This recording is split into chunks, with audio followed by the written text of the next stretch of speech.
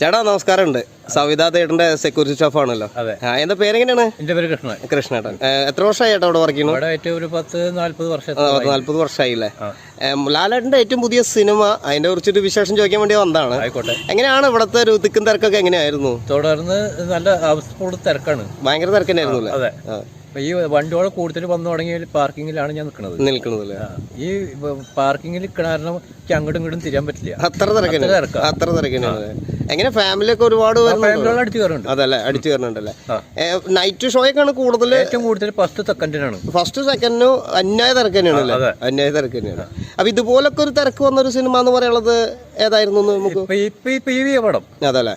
അല്ല, മുന്നേ വന്നിട്ട് മാളിയപ്പുറം, മഞ്ഞുമൽ ബോയ്സ്. ഈ സിനിമയ്ക്കൊക്കെ ഭയങ്കര തിരക്കന്നെയായിരുന്നു. ഇപ്പൊ ലാലേട്ടന്റെ ഇപ്പൊ തുടരുന്നു പറഞ്ഞ ഈ ഒരു സിനിമ വന്നപ്പോ നമുക്ക് സാധാരണ പ്രേക്ഷകർക്ക്, അതായത് ഇപ്പൊ ചേട്ടന്റെ പോലെയുള്ളവർക്കൊക്കെ ഇഷ്ടപ്പെടുന്ന ലാലേട്ടനെ ആണ് ഈ ഒരു സിനിമയിൽ കിട്ടിയേക്കണെന്ന് പൊതുവെ ഒരു ഇതുണ്ട്. എന്ത് തോന്നുന്നു? കാര്യങ്ങളൊക്കെ നോക്കുമ്പോൾ വളരെ ഇഷ്ടപ്പെട്ടത് പണ്ടത്തെ ഒരു സിനിമകളുടെ പോലെ ഒന്നും വരുന്നില്ലെങ്കിലും ഇനിയൊക്കെ ഇങ്ങനത്തെ സിനിമകൾ തന്നെയല്ലേ വരുള്ളൂ. അതെ. ഇപ്പൊ ഈ എമ്പുരാൻ എന്നൊക്കെ പറഞ്ഞ സിനിമയിലും മോഹൻലാലിന്റെ ആ ഒരു കഥാപാത്രം ഒന്നും കൂടുതൽ ആളുകൾക്ക് അങ്ങനെ ഇഷ്ടമായില്ല എന്നുള്ള ഒരു അഭിപ്രായം ഉണ്ടായിരുന്നു. ചിലവർക്ക് മാത്രം. ചേട്ടൻ ഇഷ്ടപ്പെട്ടിരുന്നു? ഇഷ്ടപ്പെട്ടിരുന്നു.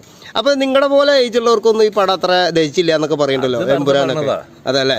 ഈ പടം കണ്ടോണ്ടിരിക്കുന്ന ആൾക്കാർക്ക് ഇഷ്ടപ്പെടാണ്ടിരിക്കില്ല പടം. ചിലവർക്ക് ഇഷ്ടപ്പെടും, ചിലർക്ക് ഇഷ്ടപ്പെടില്ല. അതെന്ന് പറഞ്ഞാൽ ഈ വയസ്സായവർക്ക് കാണുന്നതും ചെറുപ്പക്കാർക്ക് കാണുന്നതും വ്യത്യാസമുണ്ട്. അപ്പോൾ ലാലേട്ടനെ, അതായത് മോഹൻലാലിനെ നിങ്ങളുടെ പോലെ പ്രായമുള്ളവർക്കൊക്കെ ഇഷ്ടാവുന്ന രീതിയിലാണോ തുടരുന്നു പറഞ്ഞ സിനിമയിൽ വന്നിരിക്കുന്നത്? അതെ അല്ലെ? ഒരു മുണ്ടും ആ ഒരു മീശ മുടക്കലും അങ്ങനത്തെ ഒക്കെ വെച്ച് നോക്കുമ്പോ ലാലേട്ടനെ കിട്ടിയിരിക്കുന്നു. അതെ അല്ലെ?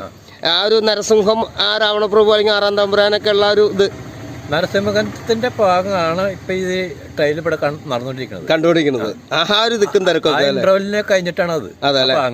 ആ ഭാഗങ്ങള്, ആ നരസിംഹത്തിന്റെ ഒരു പഞ്ച്, ആ ഭാഗം കണ്ടിട്ടുണ്ടെങ്കിൽ ആർക്കും കാണാതിരിക്കില്ല. ഓക്കെ.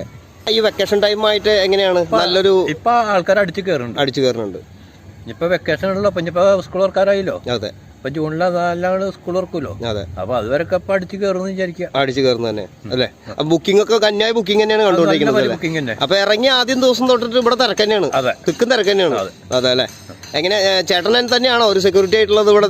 സെക്യൂരിറ്റി ആയിട്ട് ഞാൻ മാത്രമേ. അതെ അല്ലേ? അപ്പൊ ഇത്രയും തിരക്ക് നിയന്ത്രിക്കാൻ പറ്റുമോ? അത് നമ്മൾ നമ്മുടെ മനസ്സിലേക്ക് എടുക്കുന്നുണ്ട്. മനസ്സിലുള്ളതുകൊണ്ട് എനിക്ക് എല്ലാവരും എത്തിപ്പെടും. അപ്പൊ ഓക്കെ, ശരി, സന്തോഷം. ശരി.